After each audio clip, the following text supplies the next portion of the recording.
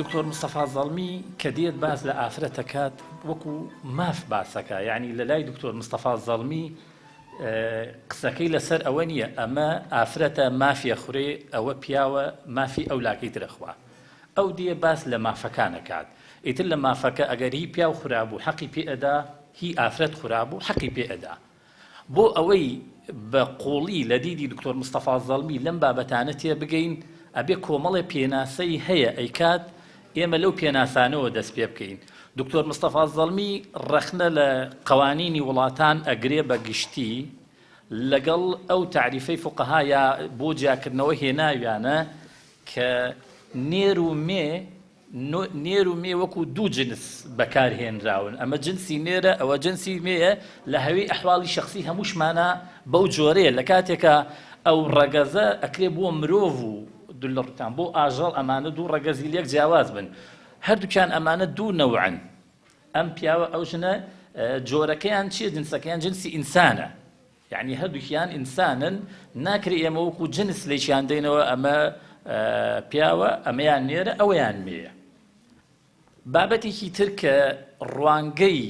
دیدی دکتۆر مستەفا زەڵمی لەوێەوە سەرچاوە ئەگرێت ئەوەیە ئێمە ئەگەر پێویستمان بەوە بێت قسە لەسەر بابەتێ بکەین، لە قورئانی پیرۆز سەرچاوەی یەکەم و بنەڕەتیمانە بۆ وەرگرتنی بۆچوونەکانمان لەبەر ڕۆشناییدا دوای فەرمودەکانی پێغەمبەر صلی الله علیه وسلم و دوای ئەو سەرچاوانەی تر کە لە فیقی ئیسلامیایە، ئەو سەرچاوانەی کە لە یاساکان هاتوون. یاسای باری کەسیش بە زۆری لە وڵاتانی ئیسلامیە هەڵقوڵای فیقی ئیسلامیە کەمتر ئەبینین کە لادانی تیابێت لە فیقی ئیسلامی بە شێوەیەکی عامەڵێم لەوە چێ لە هەندێک شوێنە بەپێی ناوچەکان جیاوازی هەبێت. دکتۆر مستەفا زەڵمی لە مرۆڤەکانە چ پیاو بێت چ ژن لێوەشاوەیی تواننا ئەسڵە بۆ ئەو ئەرکەی کە لە ژیانیا ئەتوانێ ڕۆڵی خۆی تیا ببینێ. لەبەرەوە ئەو پێی وایە ئەو ئایەتەی کە المؤمنون والمؤمنات بعضهم أولياء بعض يأمرون بالمعروف وينهون عن المنكر، ئەمە بۆ هەمووان هاتۆ. خوای گەورە چ نێر بێت چ مێ بێت لە یەک مەرتەبە هێناوێتی. ئەمر بە معروف، یعنی ئێستا ئیشی سەرۆکی حکوومەت چییە؟ ئەمر نییە، یعنی ئەسڵ ئەوەیە ئیشی سەرۆکی حکوومەت ئەمرە بە معروف نەهیە لە منکەر. هەموو ئەو لە ژێر ڕۆشنایی ئەم دوو مستەڵەحەیە، کاری چاکە و کاری خراپ مەکە، هەموو ئیشەکانی تر دێنەوە ژێر. لەبەرەوە لای دکتۆر مستەفا زەڵمی هیچی تیان نییە لە ئێستایا لە جیهانی ئیسلامی ئافرەت سەرۆکی وڵاتە، سەرۆکی پەرلەمانە، هەر پۆستێک لەو پۆستانە. ئەو فەرمودانەشی کە هەیە دکتۆر مستەفا زەڵمی کەسێک نییە ئەوەی کە ئەمڕۆ پێی ئەڵێن قورئانی و قورئانی بێ و بێت نەسی فەرمودە ڕەت کاتەوە، نەخێر. بەڵام ئەڵێ ئەو فەرمودەی کە هەبێت هەر قەومی ئافرەتێک بوو بە سەرکردەیان ئەوا سەرکەوتوو نابن، ئەڵێت ئەمە لە کاتێکە پێغەمبەر صلی الله علیه وسلم فەرموویەتی فارسەکان شاکەیان مردبوو، لەو کاتەیە ئافرە پیاوی لێهاتووتر یا کەسی لێهاتووتریان هەبوو لەو کچەی کە ئەخرا شوێنی قسەکە لەسەر لێهاتوویەتیە نەک لەسەر ئەوە بێ، بۆ ئەو مەبەستە ئەو فەرمودەی هێناوە و لەوێ فەرموویەتی نەک ئەوەی شتێک بێت ئەو نەسە قورئانی پێ تەقید بکرێت کە تەنها بەرپرسیارەتی یەکەم لە وڵاتە بە تایبەتی لە سەردەمی ئێسامانە کە زۆربەی ئەرک و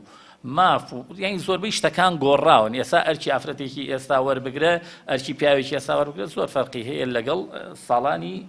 زوودا. پێناسەی هاوسەرگیری بابەتێکی ترە لەو بابەتە جدیانەی دکتۆر مستەفا زەڵمی قسەی لەسەرەکات. یعنی ئێمە لە قەوانینیشە بە عەقد ناوی هاتووە کە ئەڵین عەقد یەکسەر لە خەیاڵی ئێمەیە شتێکەیە، کڕیارێکەیە، فرۆشیارێکەیە، محەلی عەقدەکەش هەیە کە ئەو شتەیە کە ئەفرۆشرێت. یعنی عەقد بەداخەوە بەو شێوەیە. دکتۆر مستەفا زەڵمی ئەگەڕێتەوە بۆ ئەسڵە قورئانیەکەی کە لەبارەی هاوسەرگیریەوە باس کراوە. ئەویش بەڵێننامەیەکی توندە، میثاقێکی غەلیظە کە بەڵێننامەیەکی توندە لە پێناوی بەردەوامی ژیانە هاوبەشێتی لە نێوان دوو مرۆڤە کە یەکێکیان نێر ئەویان مێ پێک دێ لەبەرەوە ڕخنە لە قەوانینی وڵاتانی عەرەبی ئەگرێت و بە مادەشێ ناوێتی و من ئەم بابەتەی پێشکەشی بەڕێستانەکەم بابەتی ماستەرنامەمە لە تورکیا لەسەر بیرروبۆچوونەکانی دکتۆر مستەفا زەڵمی لە باری کەسیە لەوێ یاسای هەموو وڵاتانی هێناوە لە عێراقەوە دەست پێ بکە بۆ سووریا بۆ ئوردن هەتا ئەگاتە ئەو وڵاتانەی عەرەبیش لە ئەفریقیا هەموویانی هێناوە بە مادەکانیانەوە گەر لێرە هەر لەسەر ئەو نوقتەیە بڕۆین هەمویان بخێنە بەر ڕۆشنایی و قسەیان لەسەرکەین زۆر ئەخایەنێ لە بابەتەکانی تریشا بە هەمان شێوە لەبەرەوە لای دکتۆر مستەفا زەڵمی هاوسەرگیری عەقد نییە چییە میثاقێکە بەڵێننامەیەکی توندە کە پێویستە هەردوو لایەن پابند من پێیەوە سەیرەکەی لە قانونی عێراقیشە لە بڕگەی یەکەمی مادەی سێ هەرەڵێت هاوسەرگیری گرێبەستە لە نێوان پیا و ئافرەتە بەڵام لای ئەو بەو شێوەیە نییە بە عەقدێک ناوی ئەبات پوختەی قسەی دکتۆر مستەفا زەڵمی لەسەر پرۆسەی هاوسەرگیری ئەوەیە هاوسەرگیری هاوبەشێتیەکی ڕۆحیە لە نێوان ژن و مێردێکە سەرمایی ئەم هاوبەشێتیە چیە خۆشەویستی و ڕێزگرتنیانە بەرامبەر بە یەک قازانجەکەشی چییە ئارامی و مەوەدە و مەحەبەتە بەرهەمەکەشی چییە بەردەوامیدانە بە ژیان خستنەوەی نەوەیەکە کە یەک لە دوایینەوە یەک ئەم نەوانە بەردەوامی بە ژیانە بەست ئەدەن و خزمەتی مرۆڤایەتیەکەن بابەتی نەفەقە یعنی هەروە هاتووە لە یاساکانیشا هەروایە کە پیا و نەفەقەی ژنە کێشێت دکتۆر مستەفا زەڵمی لەمەیە حاڵەتێکی هێناوە ئەڵێ ئەی باشە ئەگەر پیاوەکە نەبوو بوو نەدار بوو بەڵام ژنەکە دەوڵەمەند بوو یعنی لەم سەردەمەیە ڕێکەکەوێ کە ژنەکە توانا و ئیمکانێتی دارایی باشترە ئەکرێم توانا و ئیمکانێتی دارایی باشە یاوەتا بۆی ماوەتەوە لە باوکی و لە میراتیەوە یاوەتا خۆی توانای بازرگانی هەیە یاوەتا بۆی هەیە سافرەتێک بێ بە پەرلەمانتار و ئیمکانێتی مادی لە مێردەکەی پێویستی بەوە هەبێت کە ئەم یارمەتی بدات دکتۆر مستەفا زەڵمی ئەڵێت هەروەکو چۆن نەفەقەی ئافرەت لەسەر پیاوە بە هەمان شێوە ئەگەر پیاوەکەش نەدار بوو نەفەقەکەی پێویست ئەبێت کە ئافرەتەکە نەفەقەی بچێشێت بۆچی چونکە ئەم دوانە نەفەقە و میرات ڕەبتێکی عەکسیان بە یەکەوە هەیە مادەم ئەمانە بۆ میراتگرتن میرات لە یەکەگرن ئەکرێ لە نەفەقەشا ئەگەر یەکێکیان پێویستی بوو ئەوی تریان نەفەقەی بۆ بچێشێت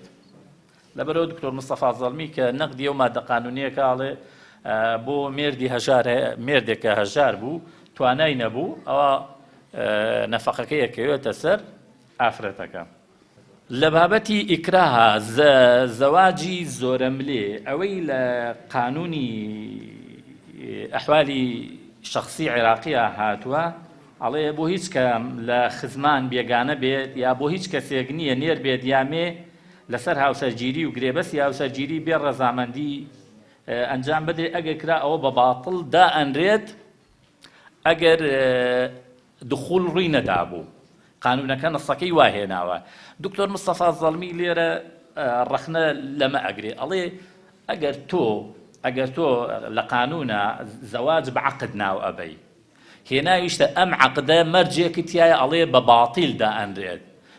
ئێمە ئەڵێ ما بني على الباطل فهو باطل مادەم تۆ بە باتیلت داناوە ناکرێ بیت هیچ حکمێکی تر لەژێر عەقدێکی باتیلا بێنی چونکە هەموو عەقدێک لە قانونە ئەگەر باتیل بوو ئەوە هیچ شتێکی تر ناکرێت هەر عەقدەکە لە ئەساسا وەکو نەبوو حسێ بۆکرێ عەدەمە معدومە هیچ حەقێکی تر بەڵام سیرەکەی لەپاڵ ئەم عەقدە باتیلەیە هەنێک لە فوقەهامان هەیە لە مەزەبە جیاوازەکانە دێن هاتوون کۆمەڵێ حکمیان دەرهێناوە یا لە قانونی شا هاتووە